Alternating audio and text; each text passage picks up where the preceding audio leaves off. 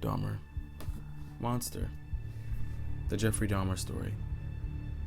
Netflix, honestly, I feel like this was an opportunity for you as the largest streaming giant to really be able to create a story that truly humanizes Black and brown victims so that we could spark real conversation about the intersecting nature of policing and poverty and class and race and sexuality. I wanted this to be a piece that forced us to investigate the structural and institutional failures that enabled a white cis man like Jeffrey Dahmer to be able to capture, to target, to murder, and then to consume the bodies of Black and brown people for years. Instead, you chose to celebrify him by focusing on his pathology and his sadistic behavior and giving us these flat depictions of these beautifully complex and nuanced victims. What about the victims' real families who are being affected right now? No one can convince me that this wasn't an experiment to gauge the profitability of mass producing the trauma experienced by the least of us. And the results are in. Pain experienced by Black, brown, and queer people on the public stage is very lucrative. Hey homegirl, welcome and welcome back to my corner of the internet. If this is your first time ever seeing my face, my name is Herby Revolus. My pronouns are he, she, him, or hers, and hers, and yes, that does mean that I wear pants, skirts, pros, and purses. So firstly, I just want to apologize. I'm usually much more upbeat than this. I'm usually much more chipper than this because we're usually talking about, fun stuff in pop culture. To get into more difficult topics, things that are a little bit more tough to chew, but this for me just hit really hard. I actually didn't know about the Jeffrey Dahmer story before actually watching this show. I know a lot of people were saying that there's so many movies that have been made and we didn't need another one, and I agree with that. I agree with that. I am just saying, however, I was introduced to Jeffrey Dahmer due to all the backlash that I've seen on Twitter, and I'm like, who's this guy? And then I surely found out. So yeah, today we are going to be going over the series itself, and I'm going to be providing my thoughts and my analysis on the production aspect, but also on the real life aspect and the real life implications of this on victims and victims' families. Also, I really truly do want to invite inquiry into whether or not progress can be made or any good can come from the true crime genre. I have complex feelings about that. Now, if any one of these subgenres appeal to you specifically, like whether you want to hear about the victims or my analysis on the show or whatever, I provided a timestamp in the description box below for your viewing pleasure so that you can pick whatever it is that you want to see whenever you want to see it. Also in there, you'll find a link to a Google form where you can decide whether or not or how you would like to join my Patreon or my membership. It hasn't been created yet. I just wanted to create a Google form to gauge people's interest and to see what it is that people want. So if that sounds of interest to you, then go ahead and do that. But until then, back to this Jeffrey Dahmer video. So if you're like me and you have never heard of Jeffrey Dahmer before the past week, or you just are refusing to watch the series, or you haven't gotten around to it, I am going to give a brief synopsis of it. Nothing super crazy because again, this is public information. So it's not like it's a spoiler. Jeffrey Dahmer is a pathological Miller, okay, and we're going to use the word Miller in place of other words because YouTube is king, and when we listen to YouTube and we don't use too many of those words, those demonetizable words, Eddie. So yes, he is a Miller who targets and mills and consumes his victims, most of which are Black and brown queer folk. So in this series, over half of the 10 episodes really follow and center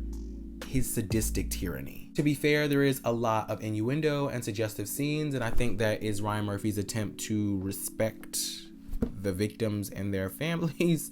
But honestly, everything from the eerie score to the casting, particularly the casting of Evan Peters, who we know from American Horror Story and other Ryan Murphy projects, but particularly American Horror Story. And the reason why I bring that up, right, is because we know him from there. His casting in this film gives this film a kind of American Horror Story-esque feel, inadvertently.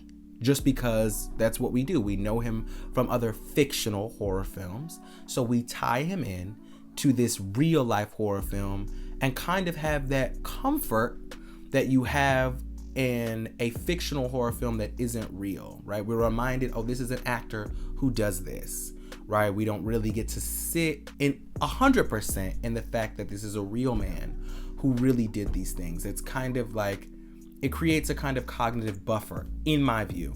And so as I was saying, everything from the eerie score to the casting to the direction and the writing of this film, for me, kind of totes the line of sensationalizing his sadistic behavior and his insatiable lust for murder, and really just providing breadcrumbs, in my opinion, by alluding to the systemic structures and failures of the police. Really, that's the crux of my issue. This docudrama leans almost entirely into the drama and not enough into the docu for me, which for me doesn't feel right in the sense of, if you're going to create true crime, if you're going to do so, because a lot of this true crime epidemic that we got going on here is getting crazy.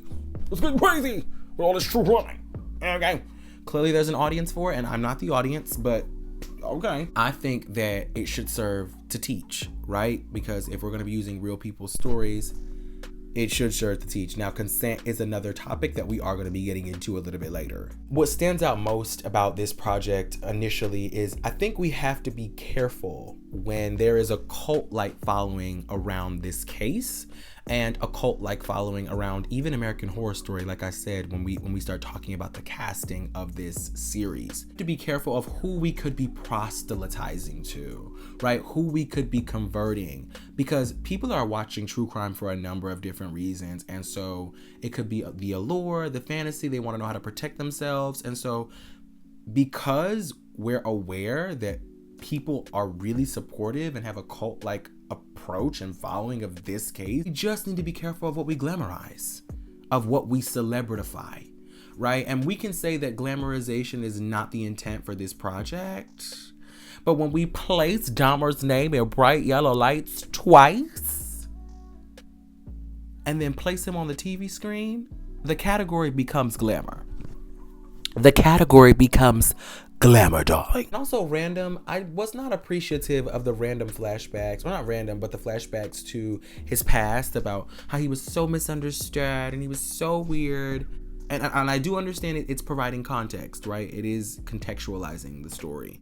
But I just don't feel like that was the most useful way to provide that information, right? Because here's the thing, when we start talking about mental illness and violence of any kind, I do think it's always important to underscore that people who live with mental illness are more likely to be the victims of violence than they are the perpetrators of violence. But I think what would have been most useful, if we're doing this flashback to establish that there may be a mental health issue here, there should be a commentary there on the inaccessibility to mental health care, right? So that the conversation starts to become less about Jeffrey Dahmer was so misunderstood and clearly he has mental health issues. Like, he's not well. There's a pathology there. We know there's a pathology of brewing. We know he's not well. The conversation needs to then be shifted away from Dahmer, right? And on to the structural and institutional failures. That should be the direction of the conversation. But that's not what the girl chose to do. And that's where my objection lies. I don't know, just if I'm a writer on this film, like, I did research before I made this video. Obviously it pales in comparison to the people who actually created and developed this series.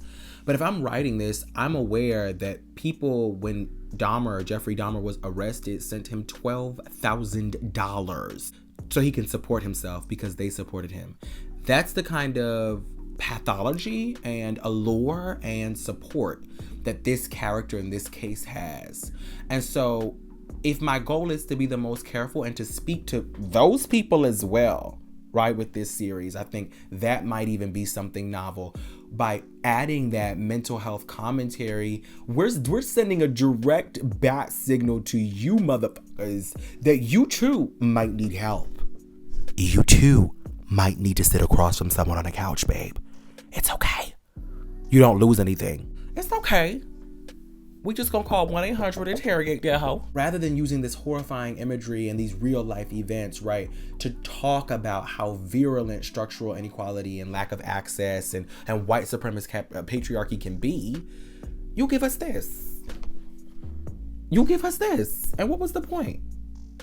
What was the point? I was watching the interviews as, there was like 4 different interviews from Evan Peters and DC Nash, and they're all talking about how they want to center the victims. And I'm like, the first 5 episodes is giving me very much trauma porn. What victims are being censored? It seems like the whole show, Dahmer, Monster, the story of Jeffrey Dahmer, is meant to center, dare I say it, Dahmer. I don't know. Maybe it would have been most useful if we used this show as an opportunity to focus on the world around Jeffrey Dahmer. about the looming and palpable racism and homophobia in the area that Jeffrey Dahmer chose to occupy and commit those crimes? Or how about the heavy policing in that neighborhood that didn't notice that there was a serial killer on the loose for years? We should be sparking the conversations and the inquiries about what is the purpose of police? What are they supposed to be doing? Protect and serve? Are they doing that? Who are they protecting? Who are they serving? And based on what? It's not arbitrary. It's structural. So much wrong with this series. I mean, and like the most of all, in my humble opinion, is why recreate this if we know that it's going to re-traumatize these people if you're not gonna add anything novel, right? Like, you say you want to humanize these people.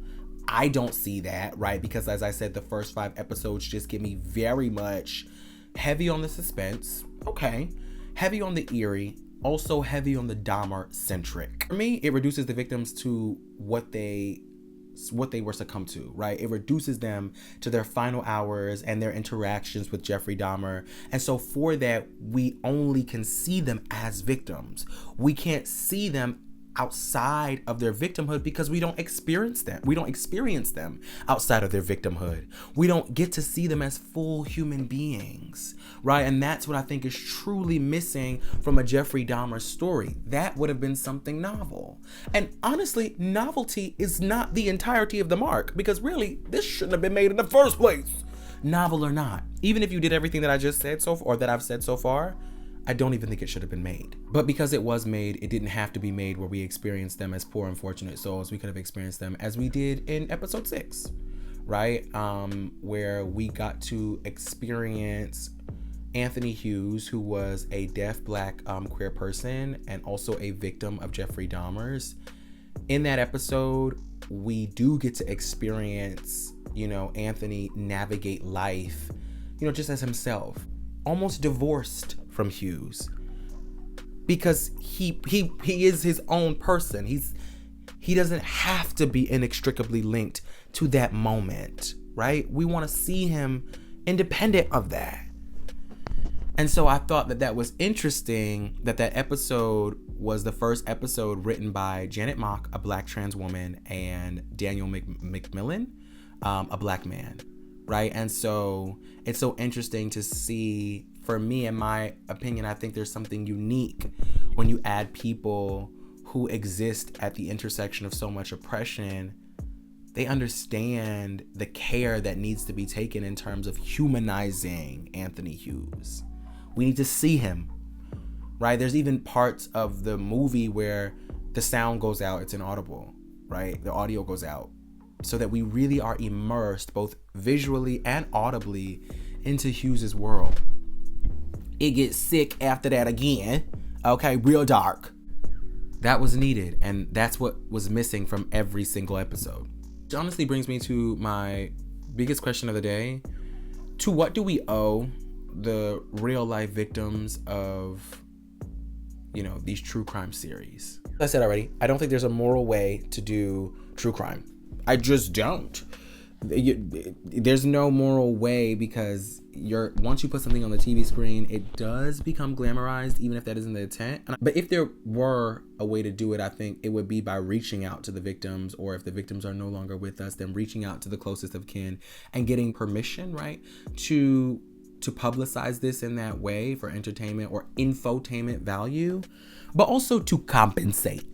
Period. Compensated for that huge emotional labor and emotional toll that this is going to have on them, particularly when it's going to land on a platform like Netflix. I don't know, only the biggest streaming service in the world. I honestly feel like when we start having this conversation, we do have to be honest about the fact that the intent is to educate the masses by way of infotainment. So entertainment is a core part of that. I'm not denying that. And as we know, our attention span is becoming incredibly short because we're consuming so much information and so much content. So you do want to grab people's attention if the intent is to elevate the discourse and to enact real change and to change the way to change legislation, right?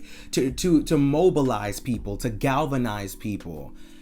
If that is the intent, you do want to be able to rope these people in. And so that's where it becomes a catch-22. I don't know. I feel like consultation and compensation provides some sort of integrity to the project.